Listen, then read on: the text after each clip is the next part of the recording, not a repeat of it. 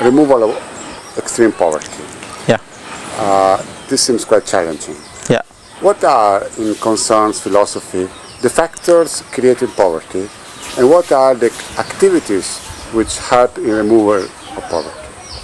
Well, from concerns perspective, we look at poverty in terms of where most vulnerable and poor people, they do not have access to resources, basic resources. They do not have access to basic services like health, education. They don't have access to food, and so that's the way we look at poverty in Sierra Leone. And our philosophy, our approach has been very, very participatory.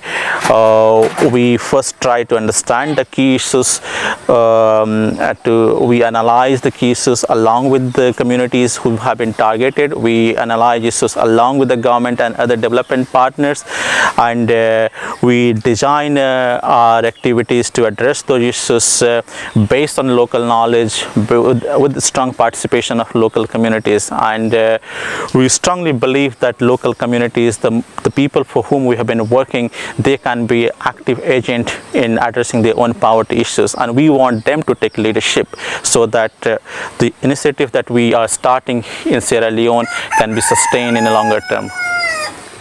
In a general sense, yeah, when you say those communities lack resources, yeah, but why there are communities which lack resources and why there are communities which have more abundant resources?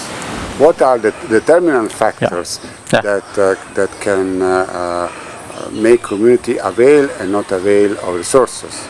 Yeah. And the second question comes, if you provide them with resources, yeah, but then you go away, after some time you go away, yeah, then how you make sure that they are not just using the resources you provided, yeah. After some time they will be back to the original step of not having resources any longer?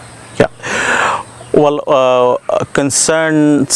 from concerns perspective, we are not looking at bringing resources from outside. When we talk about access to resources, we're talking about access to resources which are available in countries, and there are issues of inequality. There are few people who have more control over resources, and there is quite a big chunk of population who do not have control over resources.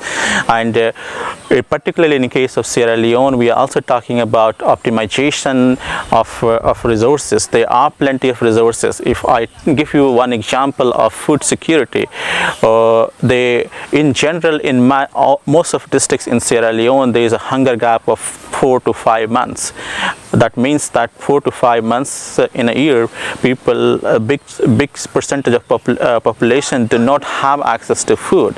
But if you go to villages, you see there are plenty of fruits, there are plenty of foods available, but this is not part of cultural habit of population here, and so that's why there's a hunger gap. So what we also trying to say and trying to do that there's optimization of locally available resources, and so we have been working with the local communities to include those fruits. There are a number of other food items as part of their eating habit. As of now, Sierra Leone, when you ask food, that means rice and cassava leaves, but we are trying to diversify that food basket.